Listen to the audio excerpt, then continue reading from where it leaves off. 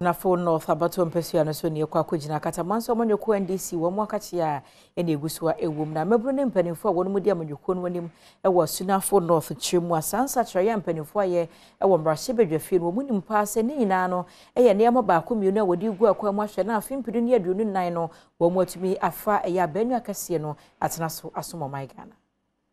NDC amanyoko no manfo a womo Asunafo North ede abetudwa se anamontu a NDC mpenifo etuye ede yensisae ewo mrahye efa Adom ketwa no mpenifo a womo edi enim no womo de womo etachiri Asunafo North Constituency NDC Secretary Joseph Akparebo ene Adom News nsentwofo etwetwe nkomo no wode tudwa se anamon a NDC chairman Johnson Esidun Ketia ene ne manfo etuye no eyade a ebeboa ama NDC amanyoko no womo edi nkunim ewo abato foforo a ebekoso ewo mamu ha no. Mpanimfo a omosan edibad nanimu enna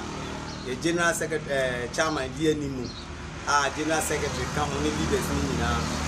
atnas ya hu say this time around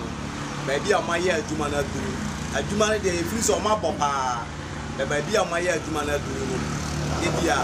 omonso entna nche kakra na as equally competent people amoso parliament ometima ye aduma no almost mayor afofo any Asunafo North no ye hu se e adebone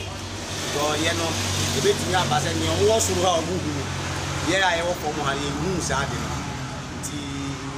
ye dia akomapa eso ye hwese ye mpanimfo a omatena nche no mama ba mo ba baako. Constituency organizer edema NDC amanyoko no ewo mpatem ho Bawa Mohammed enso ede adesede eto NDC amanyoko no manfo enim se womunya abotre na anamo ampenifo etui womonhwe enema papa ebepiem wode to womo a womo entiase enim se womo enka womo emom na anamonto ampenifo etu no emfa enema papa emre NDC amanyoko no ya nim de ekona mesere babia asenti asie mi se ya chenji mpanimfo na ebi no buo asere se ya nka na koma etu ya asekere ne se ebi de se na ya yi wo omo nim de ye e de maye omo ba rounds o mbe ka che se wo mo na yetoma wo ma o betima agi tumi no e de amaye ana mpa nso yetoma wo ana nyamia ya dum no wo mare no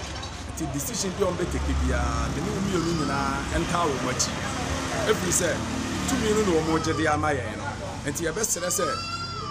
onipa ene na ete so na yayi no na yade obi aba no ye besere se ma obia ebumfu power no ena ye nyina ye hia